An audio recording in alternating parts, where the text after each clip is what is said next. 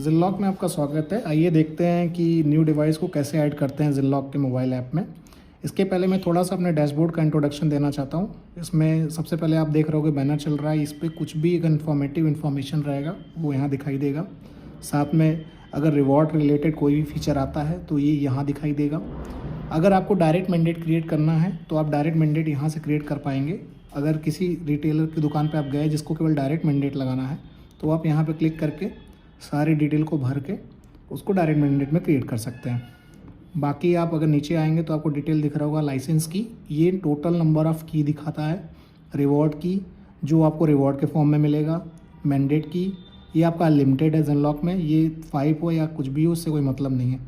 Active device में आपको पता चलता है कि आपके अभी तक की कौन सी कितनी डिवाइस एक्टिव हैं, इनएक्टिव में कितनी डिवाइस इनएक्टिव हैं।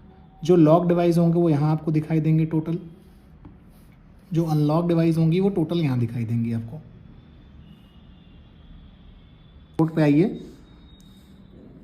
डैशबोर्ड पे आप नीचे देख रहे होंगे कि ऐड न्यू डिवाइस का ऑप्शन दिया है, साथ में स्टेप्स भी दिए हुए हैं। अगर आपको नहीं पता है कैसे ऐड करना है तो आप स्टेप्स फॉलो करके आप डिवाइस को ऐड कर सकते हैं। पूरे स्टेप्स यहाँ दिए हुए हैं आपको प्रॉपर।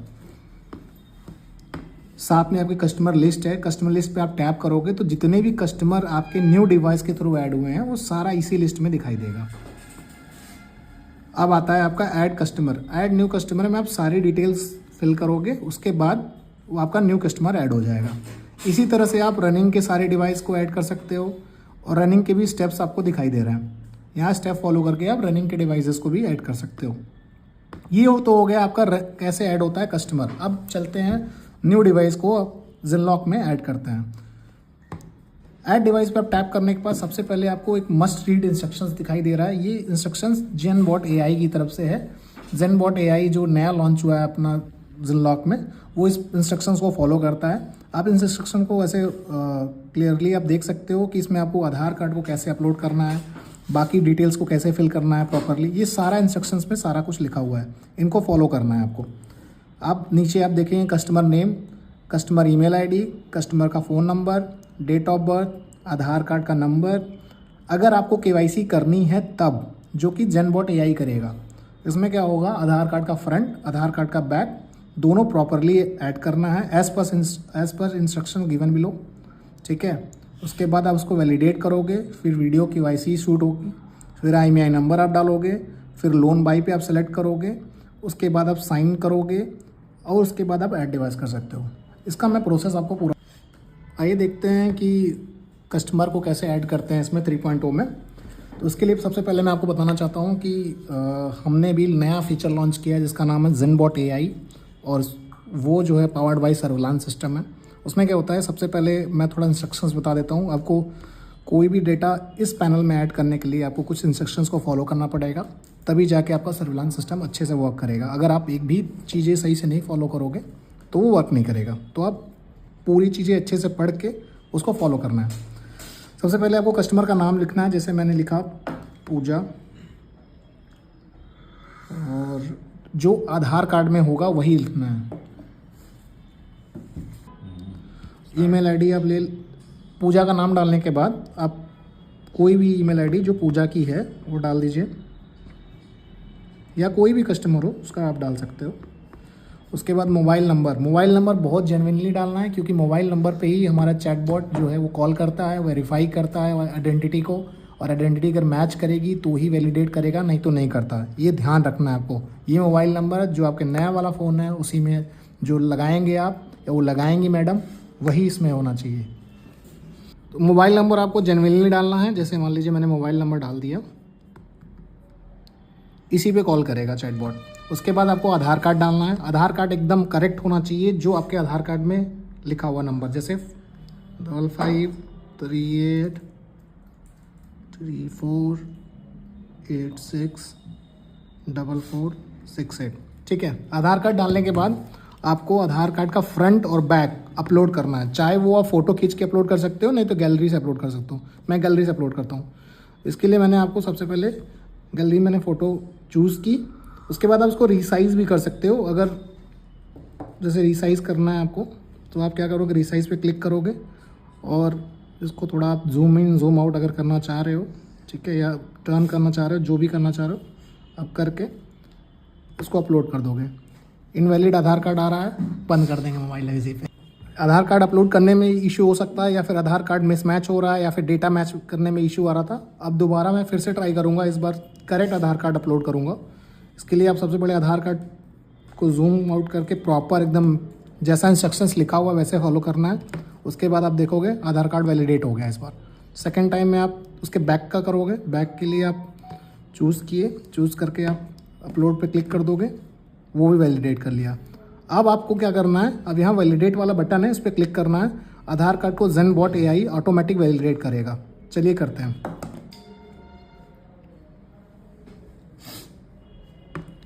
आधार कार्ड ने वैलिडेट किया, लेकिन हमसे डेट ऑफ बर्थ मिसमैच कर रहा है। इसका मतलब जो हमने डेट ऑफ बर्थ यहाँ डाला है वो सही नहीं है, तो इसलिए आपको आधार कार्ड में से फिर से एड्रेस को चेंज करना पड़ेगा।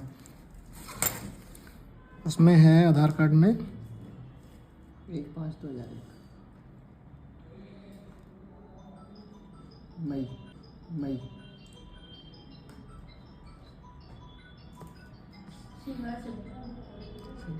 ठीक है, और उसके बाद फिर पे क्लिक करेंगे वैलिडेशन पे। हमारा आधार कार्ड वैलिडेट हो गया, मतलब कस्टमर वैलिडेटेड है। लेकिन नीचे आपके देखे होंगे आप 997 किलोमीटर दिखा रहा है। इसका मतलब अगर आप चाह रहे हो उसको मोबाइल देना इतना दूर, कस्टमर कल को भाग जाएगी, तो उसकी जिम्मेदारी आपकी है, ना कि कंपनी की होगी, क्योंकि ये बहुत दूर है आपके शॉप से। अगर ये कम दूरी है तो आप दे सकते हो, अगर ज़्यादा दूरी है तो ऑन योर रिस्क। ठीक है, उसके बाद नीचे आपको मैं सजेस्ट करूँगा कि ज़्यादा दूर का कस्टमर है तो आप क्या कर सकते हो कि वीडियो KYC करा सकते हो। वीडियो KYC में क्या होगा कि वीडियो आएगी। वीडियो KYC के लिए आपको वीडियो KYC वाले पर टैप करना है। उसके बाद आपके सामने स्टार्ट KYC लिखा हुआ है, और साथ में ये जितना भी इंस्ट्रक्शंस है वीडियो के सामने कस्टमर को रख के ये सारे इंस्ट्रक्शंस को पढ़ा के और रिकॉर्ड करना है। इसके लिए आप सबसे पहले कस्टमर के फेस के सामने फ़ोन को रखना है। स्टार्ट KYC पे आप क्लिक करोगे, और उसके बाद ये पढ़ोगे कि यह फ़ोन EMI पे लिया हुआ है। यदि इस फ़ोन की EMI समय पर जमा नहीं की गई तो इस फ़ोन के कारण होने वाली किसी भी कार्रवाई के लिए मैं स्वयं जिम्मेदार हूँ। और जैसे ही आप इसको कंप्लीट कर लोगे, आप यहाँ टैप भी कर सकते हो, या फिर ऑटोमेटिक वो अपलोड हो जाएगा। उसके बाद आप देखोगे यहाँ अपलोड का बटन आ रहा है और एक प्रीव्यू का बटन आ रहा है। प्रीव्यू में आप उस चीज़ को देख सकते हो दोबारा से, नहीं तो अपलोड में क्लिक करके उसको अपलोड कर दोगे।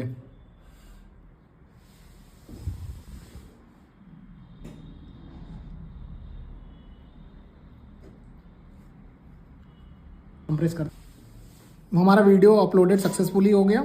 उसके बाद क्या होगा, हम यहाँ पे IMEI नंबर डालेंगे, जो भी मोबाइल नंबर का IMEI नंबर है। जैसे कि हमारे डिवाइस का मोबाइल नंबर और IMEI नंबर है 8330906567 ये सेम होना चाहिए जो डिवाइस के पीछे लिखा हो, या फिर आप अगर नहीं जान रहे होगे तो बॉक्स के पीछे आप देख सकते हो। उसके बाद ही आपको डालना है, और सेकेंड IMEI नंबर भी एकदम करेक्ट डालना है, क्योंकि ये ऑटोमेटिक डिटेक्ट करता है।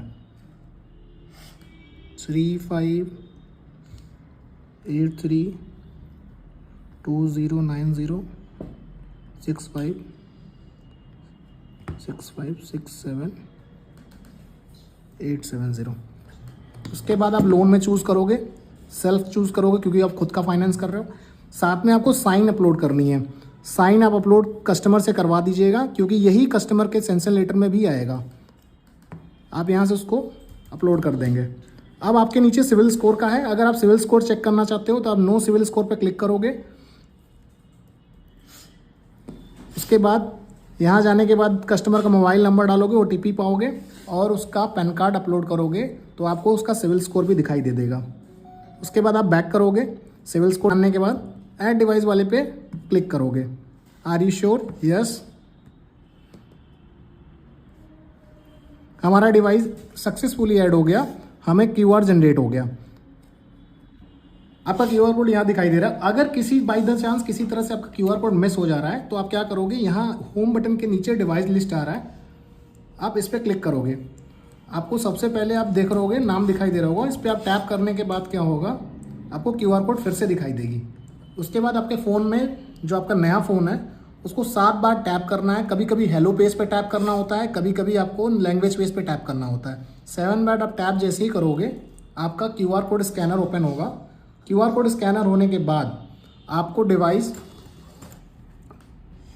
आपको वाईफाई दिखाई देगा। वाईफाई में आप क्या करोगे, वाईफाई डालोगे। पहले आपको वाईफाई दिखाई देगा, उसमें आप वाईफाई जो भी आपके यहाँ है वो उसको आप कनेक्ट करना है।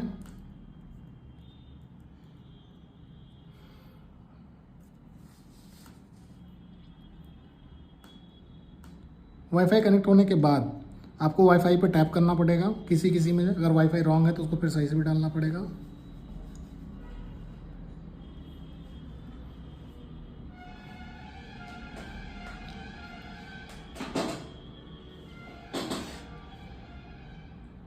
नहीं तो अगर वो नेक्स्ट पेज पे नहीं जा रहा है तो उस पर आपको वाईफाई पे टैप करना पड़ेगा। किसी किसी डिवाइस में वाईफाई पे टैप करना पड़ता है तो वो नेक्स्ट पेज पे जाता है। अभी ऑटोमेटिक जो है प्रोसेस होगा।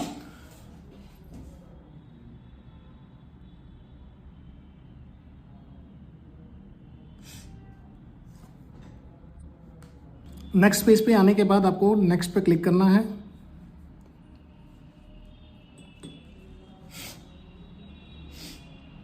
फिर आपको नेक्स्ट पे क्लिक करना है। सेटअप होना स्टार्ट हो गया।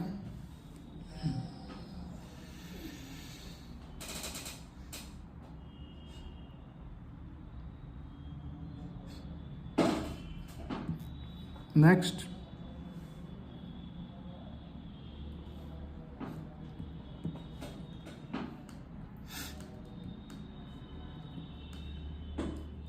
आपका डिवाइस सेटअप हो गया।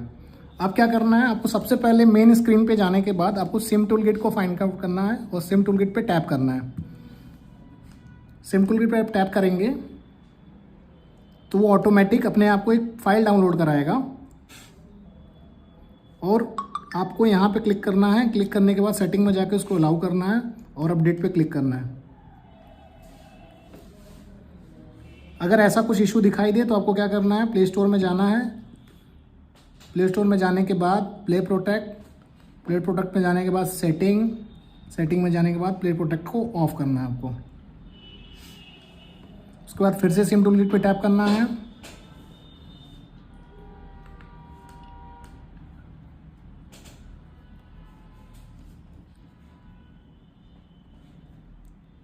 इस बार डाउनलोड हो जाएगा। डाउनलोड सक्सेसफुली हो गया। ओपन करना है।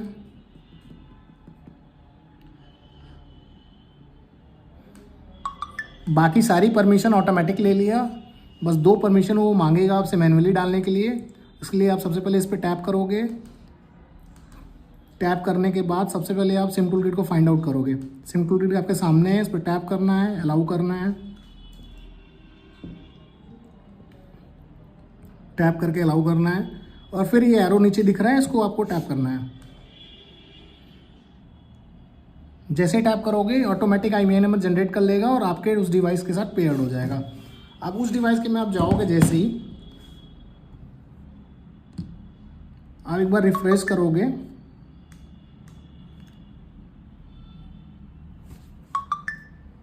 आप देखोगे जैसे ही कंप्लीट हो गया प्रोसेस वैसे ही आपको कंट्रोल पैनल वगैरह दिखाई देना स्टार्ट कर देगा।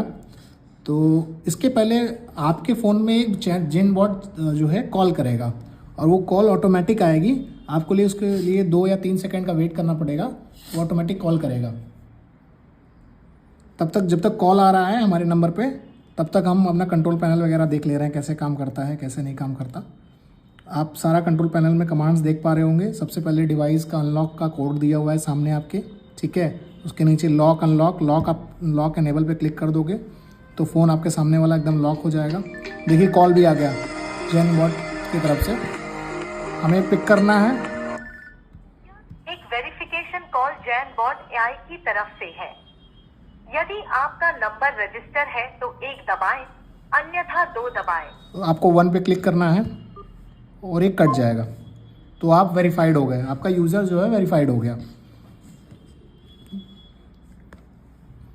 अभी आपने लॉक को अनेबल किया था, अब लॉक को डिसेबल कर देंगे। लॉक डिसेबल हो गया, लॉक आपका चला गया, ठीक है। उसके साथ में कॉलिंग प्रोटेक्शन अनेबल करेंगे तो कॉल नहीं कर पाएगा कस्टमर। उसको डिसेबल कर देंगे तो कॉल कर पाएगा कस्टमर।